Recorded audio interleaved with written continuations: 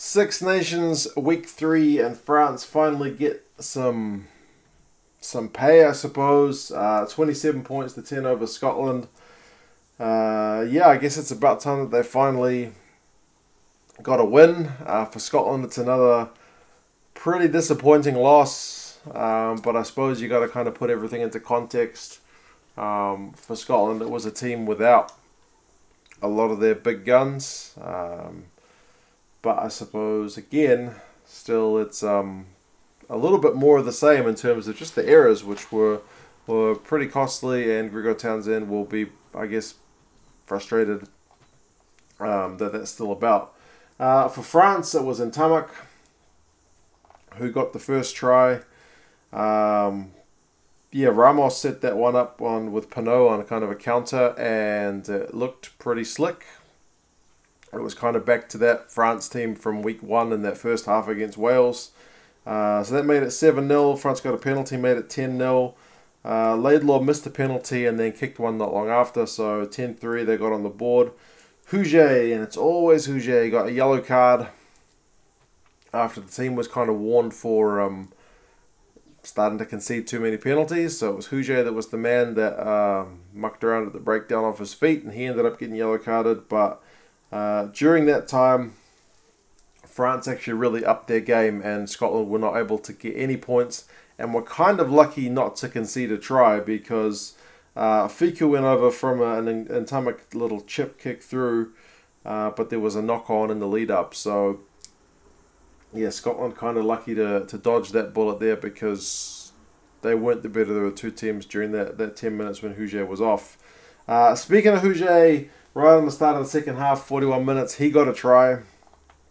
Came from Bastero, of all people, doing a little chip and regather to himself, which was unusual. And then he offloaded, so it was a little good piece of work from him. They missed a conversion that made it 15-3. And then Aldrich got his first try on 75 after a big scrum. They missed the conversion again, made it 20 points to 3. Price got his try in return not long after, so there was a bit of a flurry of points at the end. From a nice little break in an inside ball, 20-10, and then Aldrich got his second try well into stoppage time. It might have even been 86 or 87 minutes, but it did get France a bonus point. So I suppose credit to them for sticking at it and wanting to get as far ahead as they could. They managed to get their reward for it. 27 points to 10. Looks like a pretty comfortable victory, but for large periods of this game, the scoreline was pretty low. And neither side was really able to reduce all those errors. Like, even though France did get that last try, like just a couple of minutes before, they had a penalty and they failed to find touch. The next one, not long after, Hastings caught it, and it was just unlucky for him that his foot was just touching the chalk. So yeah, neither side was all that slick, to be fair. But yeah, I suppose can't really complain in a game that has 5 tries overall. Some pretty big hits at times. Hastings had a break when he came on. Kinghorn had a good break. Huget had a good break. There were kind of plenty of times when these teams would get on the front foot and just not find the supporting man, or they would get turned over, or they would knock it on. Especially for Scotland. They had more turnovers conceded than the French did, but they did have more ball. They had more possession, more territory, kind of in the 50s. More run meters, 567 to France's 470.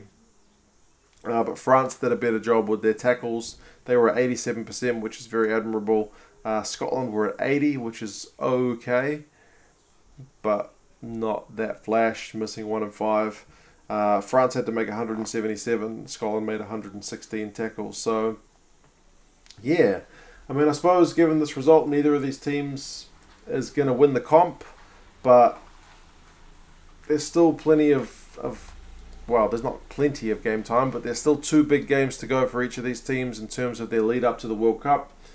With Scotland having so many guys out, I suppose it's more depth building for them, and you'd rather Scotland be making these errors now than at the World Cup. For France, it's just about getting back to winning ways, because it's been pretty poor all of 2018 and through till now. So it's their first win apparently at the Stade de France in a fair while, and Scotland's barren run goes on at the Stade de France. But hey, it was a decent game. There was too many penalties. I mean, Scotland conceded 12, France conceded 10, so that's almost double the game which followed it.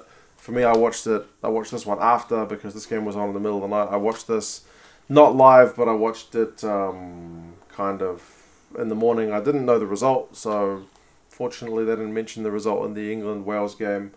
So I still went into it not knowing what was going to happen, but yeah, it was a bit lacking in that the errors were there and the penalties were there, but there were still enough good moments to keep it interesting. Yeah, Scotland now go to host Wales, and they'll be looking to play spoilers there, as Wales will be looking for the Grand Slam. France travel over to Ireland, so their job doesn't get any easier if they're going to get into some good form. They'll have to maintain that over in Dublin. France are third on 6 points.